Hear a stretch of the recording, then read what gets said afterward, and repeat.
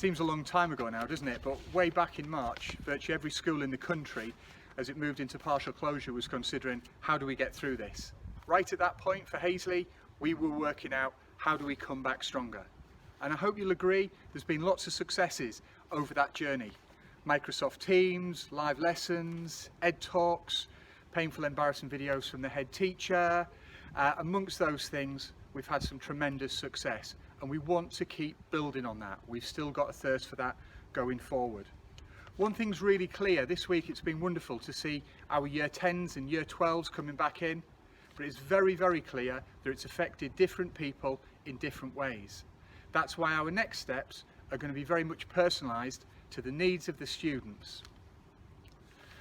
All of the students in year 7, 8 and 9 over the last week of term will receive the opportunity to have face-to-face meetings with their form tutors or another designated member of staff. We hope that's going to help them check in, prepare to have a successful summer and, as we said, come back even stronger in September. We are going to have a summer school working. There's two core bits to this. The first bit, a really important bit, everyone has a break. All of us need to recharge, rejuvenate and reconnect with our non-work selves. In addition to this, every student can expect to get summer homework, personalised summer homework in every subject. It's not going to be the sort of work that teachers are going to be marking and giving lots of feedback for. They will acknowledge that it's done and it will be focused on year 10 and year 12 because those year groups are going back into exam years next year. But in addition to this, there will be a number of personalised programmes. First of all, there'll be the acceleration programme. For a whole host of reasons, some students have been hit a little bit harder than others during this period of lockdown. So what we're going to do is put additional support and resource to work with them to make sure that they don't just catch up, but they come back even stronger and accelerate forward over the next year. Other students have simply flourished during this period of time. We want to keep that going, and for that reason we're having our Ambition programme, a series of opportunities for students to keep pushing themselves to the next level. There'll also be a summer STEAM challenge. STEAM stands for Science, Technology, Engineering, Arts and Maths.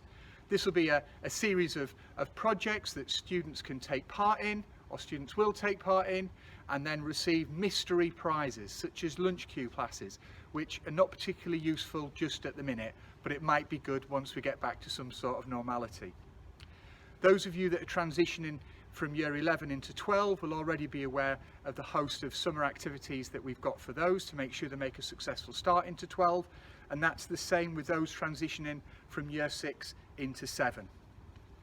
As you'd expect from us at Hazley, we're already planning for a range of scenarios from September onwards, from a return to relative normality with a bit of extra hand washing and 1 metre social distancing, to full virtual lessons and everything in between.